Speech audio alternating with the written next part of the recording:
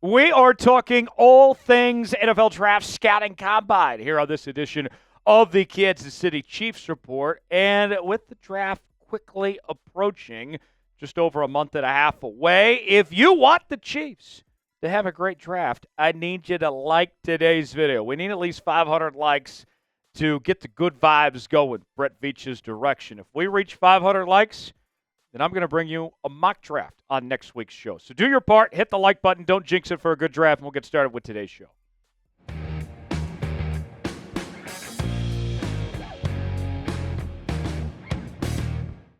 Welcome in to this edition of the Kansas City Chiefs Report. Tyler Schultz here with you. Thanks for joining us. We are talking combine visits. The Chiefs have met with a number of players to this point in Indianapolis. Let's tell you who those individuals are. We begin with Ollie Gordon, the star running back from the Oklahoma State Cowboys. I'm a huge fan of Ollie Gordon. I remember watching him this past year against BYU, seeing the way that he dominated that game. BYU ended up winning, though. And I said right then, he's a Chief. He needs to play for the Kansas City Chiefs. We're going to talk more about Ollie Gordon, go over his impressive resume coming up later on. Other names include Darius Alexander, the star defensive lineman from Toledo. He is rising up on draft boards pretty quickly here. Princely Umanmielen. I tried. Defensive end from Mississippi. He is also on this list of meetings, as is Shemar James, the linebacker from Florida. And then we have a corner on this list, Trey Amos from Mississippi as well, also included. Some other names include Kyle Kennard, the defensive end from South Carolina. He's another name that is gaining a lot of traction, starting to move up quite a bit. And then Derrick Harmon, the defensive lineman from the University of Oregon. And what's interesting with Harmon, I've seen some people mock him to be a first-round pick and others as low as a third-round pick. He has been kind of all over the place, but I think he's a fascinating talent that's a bit underrated. We'll talk more in depth about him coming up later. Ty Hamilton, the defensive tackle from The Ohio State, the national champions. He is included. Darien Porter at the corner spot from Iowa State, also with an official visit from Kansas City. He's a unique specimen. He had 4 career blocked punts at Iowa State. So not only just a guy that can play defense, but very effective on special teams as well. Elijah Arroyo from Miami at the tight end spot. We're going to talk more about him coming up later on as well. He's an intriguing prospect. And then a couple more for you. Utah State wide receiver Jalen Royals also on this list as well. Royals included, and he's one that I think is pretty fascinating. Elijah Roberts, defensive end from SMU. And then Orandi Gadsden, the second. Giving that a try, folks. Tight end from Syracuse. He's a name that's also moving up some boards as well, and a name to watch potentially at the tight end position. Who's a player the Chiefs should draft? Here's your chance to be Brett Veach, should be on the clock on our pin comment today. Let us know who you think should come to Kansas City. You might get an ad break while the ad's playing. Let us know who you would like to see with the Chiefs. All right, let's get started with my guy, Ollie Gordon. I got to tell you, he's much like the store Ollie's. He's a bargain deal. He's real. He's going to be real cheap and good for somebody. And hopefully that team is the Kansas City Chiefs in the draft this year. Played 3 seasons with the Pokes under the great Mike Gundy and had a fantastic season in 2023. The best running back that Oklahoma State has had since Barry Sanders. And they've had some great running backs over the years, from Thurman Thomas to Chuba Hubbard and company there with that program. A unanimous All-American, a Big 12 Offensive Player of the Year selection in 2023. Won the Doak Walker Award, won the Earl Campbell Award in 2023 as well. He is the perfect fit for the Kansas City Chiefs. And you look at what KC is looking for in this running back room. Kareem Hunt's probably gone. Isaiah Pacheco, I wonder, has he fallen out of grace with Andy Reid, because he claimed he was fully healthy and he was up to speed, yet he was hardly used when he came back from injury. And so you got to think Pacheco coming back. You need a solid number 2 running back that is an effective runner, but also can handle things as a pass catcher. He can do it all. And I know some people are going to say, well, he had a down year. It wasn't as good as his sophomore season when he was the best running back in the country. What happened? The offensive line was awful at Oklahoma State this year. That was not his fault. When the offensive line did its part, Ollie Gordon was really good. His scouting report, he's got good build-up speed, a powerful running style. He's a grown man, folks. He punishes defenders. All right, he's an aggressive running back. That's what I like to hear. He attacks the line of scrimmage. He does lack some short area burst, but overall, the scouting report, very good for Ollie Gordon there.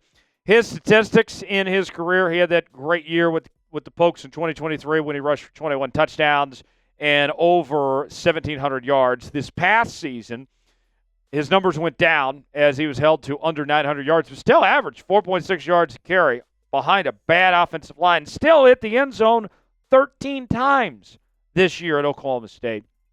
And he's not a bad receiver out of the backfield either. 39 catches for 330 yards in 2023. This past season, 29 catches for 179 yards. I will gladly take him on my team, and it'd be great to keep him in Big 12 country with playing for the Kansas City Chiefs potentially. Should the Chiefs make a trip to Ollie's and bring in Ollie Gordon, type D for draft, P for pass, I don't think he's going to be picked in the first 2 rounds either. I think you can get him a little later on. I love the idea. What do you guys think? Weigh in, let us know.